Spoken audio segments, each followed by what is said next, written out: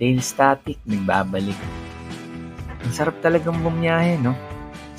Yung tipong sa bawat mahabang kalsada na dadaanan mo, ay iwan mo yung mga problema na dadala mo. Napupuno ka ng malawak na imahinasyon kung ano yung talagang gusto mo, klase ng destinasyon. Habang dinadama mo yung ganda at payapang kapaligiran ng biyahe mo.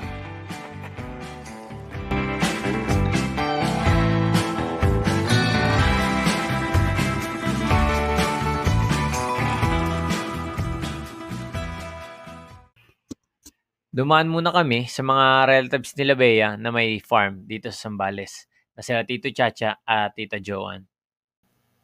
Villa Leticia Piggery Farm, Zambales ang pangalan ng farm nila. At pwede ka rin mag-book ng staycation dito kung gusto mong mag-relax at may experience ang farm life.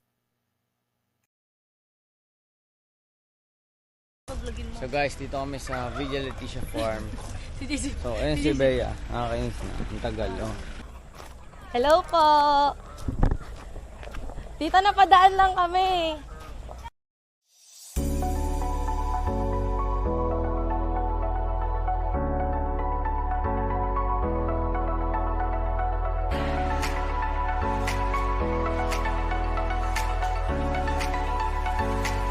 Pwede mo na ma-enjoy ang mountain view and garden view nila on a very own tree house with a budget-friendly price.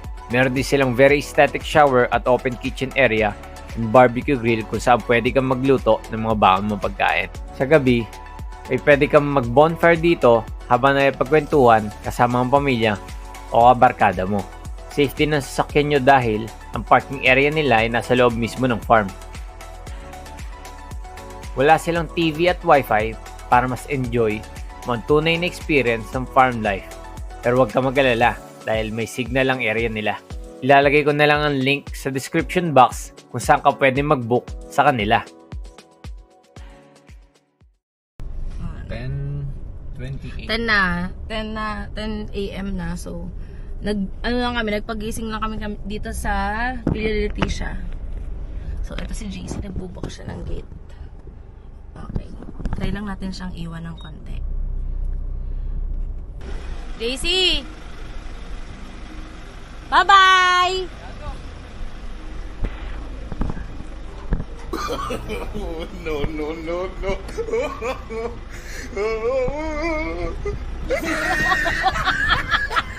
Hindi ko kaya.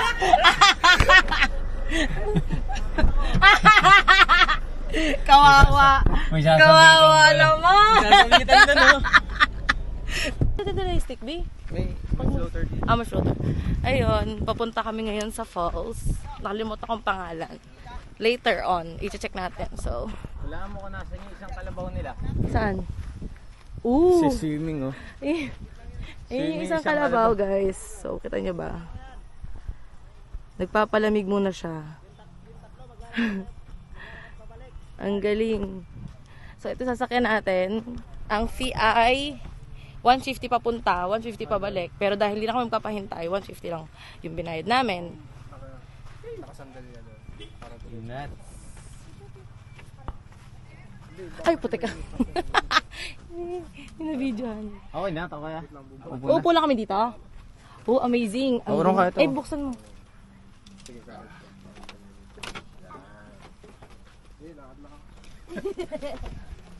So, ayun, papunta na tayo sa falls. Oh! Ang saya. Ang bilis pala ng kalabaw. First time sumakay sa... First time sumakay. Ka baka may nalaglag ka. Ha? Akala mo naman mamamatay tayo pag nalaglag tayo dito. Amazing. Baka lang makalagad ka sa... What if magpalipad ka ng drone habang... Pwede, follow natin. Huwag na. Sige, ikaw bahala. Teka lang, ilalagay ko sa ano to. Amazing, guys. Kumakain ba ng dog food yung kalabaw? Gaga. Hindi.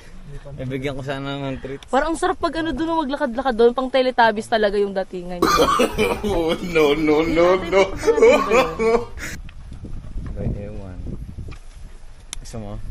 Ayoko. Mangingitim na lang tayo. Hindi pwede masisira yung tattoo ko. Ang Ito, ano? So, lagi nyo tatandaan, aftercare. Yan. Aftercare, tas yan nilalagay mo. Hindi, ito eh, para sa heel tattoo na to. Hindi tayo balance. Oo. JC, Ang may humiga ka.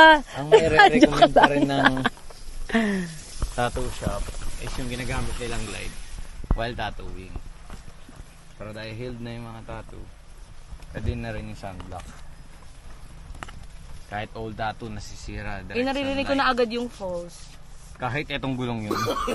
Ay, ayun ba yung gulong yun? Epic fail.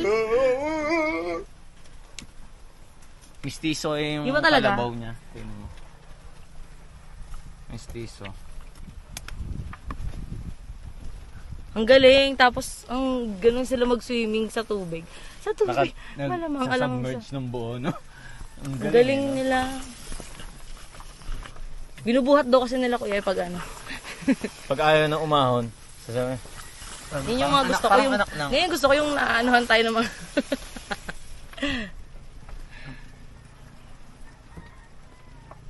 oh. Ayun, Si ano asawa niya, pala? oh. Yan ang asawa niya, oh. Pag igihan mo yan, tatak ng tatak. Grabe, ang laki ng... magiging anak nito. Uy. Maganda yung torque ng kalabaw. Oo, parang walang ano. Mataas ang RPM pag bira ng silinyador. Tsaka maganda shock niya. Ah. Ganyan. Hindi pa ano, hindi matagtag. Pero ang hirap ano, ang napakatarik. Napakatarik ng ano. Tamang ano. Tamang laro yung Tsaka baka doon. parang medyo malulusog dito yung mga ano, no? Yeah. Diba? Mamaya ka na lang mag ano. Kaya mga tigasan kayo? Ay, Quezon City po. Bo, Kami ayos, Pasig. palapitan din. Ito yung pinaka-destination nyo dito po. Hindi, siningit lang na. Nadaanan pero yan, saan kayo, di ba? saan nyo balak pumunta dapat? Naging kami dito sa surfing siya ngayon. Ah, may Sa may- surfing. Sabi ko surfing. Lima ba yun? Okay. Hindi na natin kanina. Ayun ba yung beach na yun? Yung katabi is yung lambingan po ba yun? Ako kaya, ma'am. Dami kasing resort eh. Okay. Yung dulo, yung nasa dulo yung resort na po. Okay. Doon kami sa may katabi. Kanina dumaan. Tago yung Wala resort. masyadong mga tao doon, no? Hindi ata yun. Di ibang Yun beach yun, ata. yun, yun. Baka iba. Dapat pupunta kami ng Putipot Island pero sarado pa pala sila. December pa daw pala sila. Yung binabangka pa. Oo. I-check Mga niyo ano siya lang. sa ano. I-check niyo siya sa Google Maps. Pwede niyo check sa TikTok kung ano yung tsura niya. 25 minutes lang naman yung boat ride niya. Napit lang.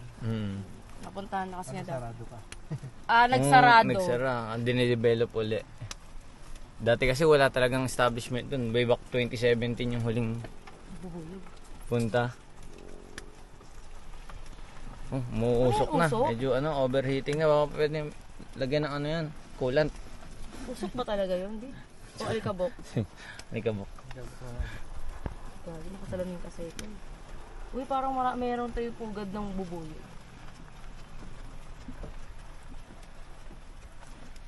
Ang taba ng kalabaw. Parang wala naman atang payat niyan. Meron. Ang dami natin nadadaanan eh. Kalabaw. Oo. Baka lang yata yung Baka ba pangpayat yun? ng gusto. Ang kati. Wala nga yung mga sobrang machong ano. Bull na yung bull. Uy. Oo nga no. Meron pala silang mga brave. Parang naaawan ako sa kalawang. Pili ko ang bigat-bigat ito. Oo nga. Sacrifice ka na para naman sa ikaw liligayan. ka na, Ikakapayat ka oh. Ayan. Mamaya Okay. na. Kaya ka maglalakad pabalik, di ba? Para pumayat. Parang feeling ko that bigay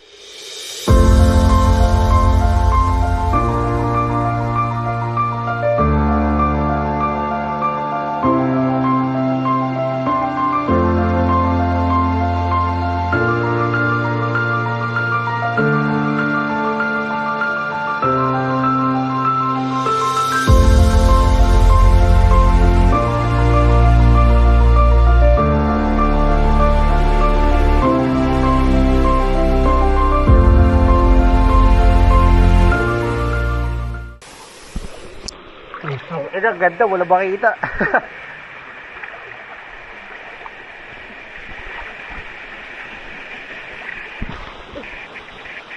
Utang ina.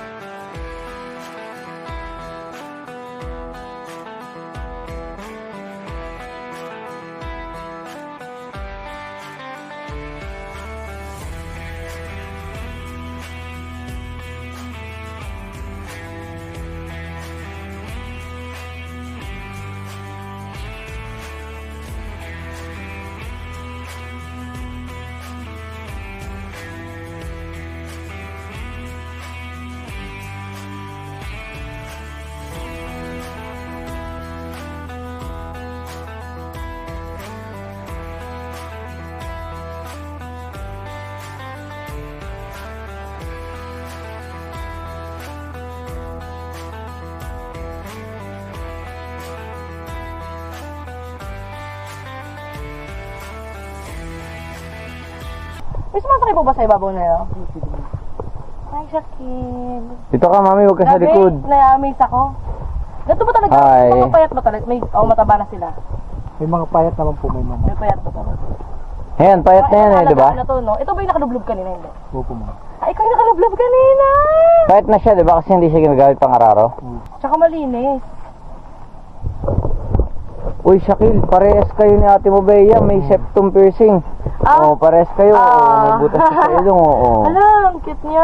Haba ng pilik mata niya. Oh, wait ba sila, kuya? Ito, makakal. Pwede. Hindi na-harvest yung... Pero may aso sa ilalim. Hoy! Hoy, Oh, o dyan! mga ano. Ang cute naman naman na yan. Hello. Ay, mami. Nakita niyo yung nasa ilong mo, pares daw kayo. Hi. Hindi ginagawa ng mga aso dito sa ano?